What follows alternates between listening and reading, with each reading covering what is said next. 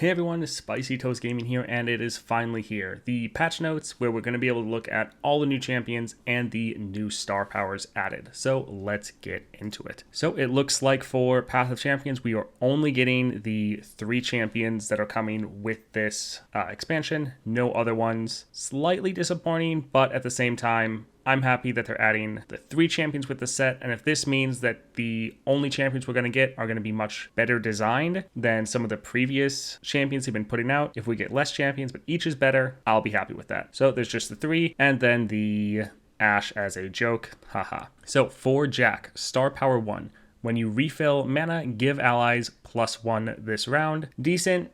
This also will be very strong in Path of Champions itself, as you have a lot of ways to refill mana other than just the coins mechanic, but this is obviously meant to go with coins. Second star power, +1 starting mana. When you gain the attack token, create a fleeting prize fight in hand. That prize fight, we just looked at it earlier today. So 1 cost fast, an ally and enemy strike each other. They can't drop below 1 health from this strike. So decent way to take down the enemy's health, especially if you have Jack on the board, because again, with Jack himself, when he's not leveled up, strike, create a coin. When he is leveled up, he now creates 2 coins in hand, so that'll have great synergy for Jack, and definitely will increase your desire to have Risky Venture. This deal 2 to a unit. If it kills it, create 2 coins in hand. This is going to be amazing synergy with prize fight, since you're generating prize fight every round, or every round that you have the attack token. I would definitely recommend, if you're using Jack, go with Grand General's Counterplan, because that will be generating a Risky Venture every turn for you. But back to the patch notes. When you get the attack token, create that fleeting prize fight in hand, then +3, or the 3 star power. When you refill mana, give allies 1 this round, and deal 1 to all enemies. That is absolutely insane. Now, there was going to be one small feature that is either going to make this strong or is going to make this absolutely broken. Is it just when you refill mana, as in each iteration that you refill your mana, regardless of how much mana is refilled, does it give you 1 power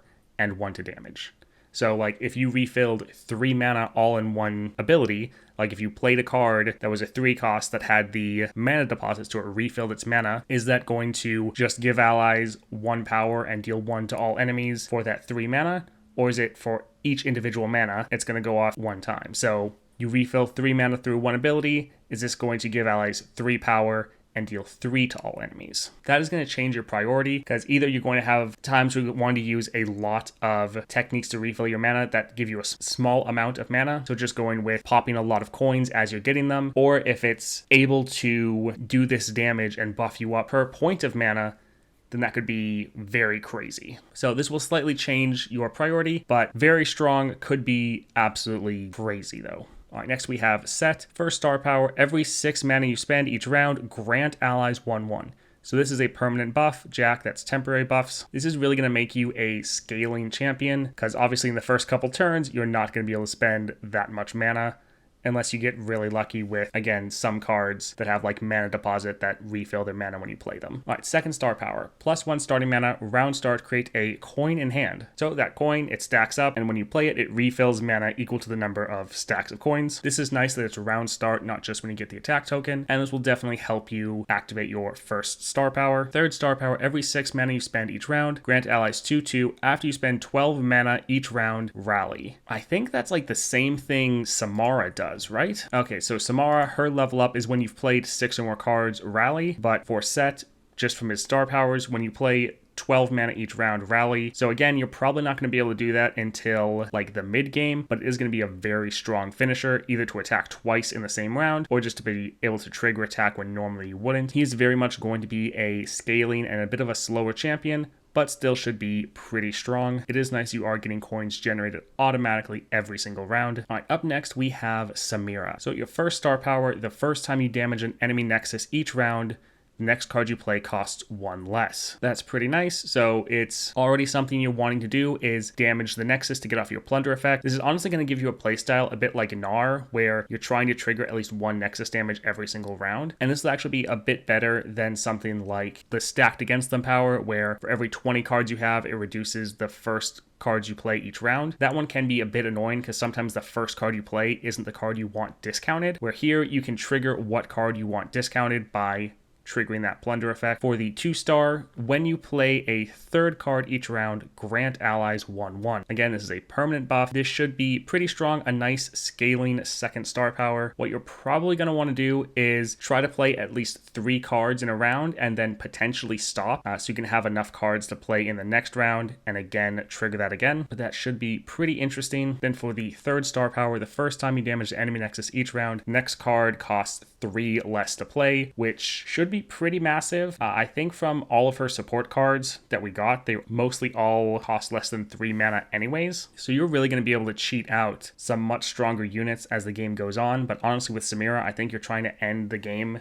in the first couple rounds anyways. With Jack and Set, you're going to be both trying to get a lot of ways to refill your spell mana. Mana Deposit it already was one of the best items you could get on your card, where when you play it, it refills its mana cost. But with these 2 champions, it's definitely going to be absolutely amazing. I personally am really excited for Samira, and the fact that she has a built-in way to cheat out her cards, and the fact that you can strategically know which card you want to cheat out by waiting to trigger the Nexus damage. This should be really fun. Again, it is a little sad we're just getting these 3 champions, but if each one of these champions has a really interesting deck with a lot of unique cards we haven't seen before, and the deck just works very well and is just well designed, then I am totally here for it. That's what I've said with a lot of the previous expansions, where they were releasing champions that just weren't working, like Nasus, where his deck is an absolute mess, his star powers aren't great, and then his 1 star power wasn't even working for the longest time. There's been a lot of champions they put out that just haven't been very well designed, in my opinion. So as long as these 3 champions are well designed, and the fact that we're getting the 3 champions with the set, I'm happy. It's seeming like we might be getting Path of Champions content, hopefully every single month, so that should be pretty awesome.